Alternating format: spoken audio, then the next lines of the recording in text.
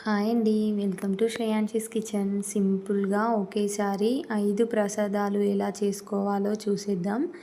చాలా ఈజీగా చేసుకోవచ్చండి. మనం ఒక పరమాన్నము, పులిహోర చేసుకున్న తర్వాత ఒక్క పిండికి మనం మినపప్పు నానబెట్టుకున్నట్టయితే దాంతో మనం 3 రకాల పిండి వంటలనేది చేసుకోవచ్చు. చాలా ఈజీగా అండ్ సింపుల్‌గా కూడా.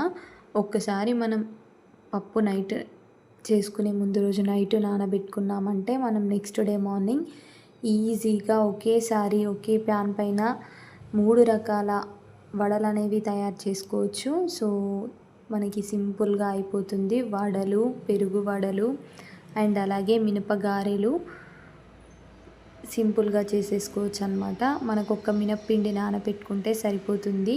సో మనకు హడావిడిగా ఎక్కువ చేసుకోకుండా ఇలా సింపుల్‌గా ఒక్కదాంతో ఈజీ ప్రాసెస్‌లో చేసుకున్నామంటే మనకి టెన్షన్ ఉండదు. ఈజీగా అయిపోతుంది. చాలా సులువుగా తొందరగా ఫినిష్ అవుతాయి. మనకి వంటలు ఎంత తొందరగా ఫినిష్ అయితే అంత తొందరగా పూజ కంప్లీట్ చేసుకుంటాం కదా!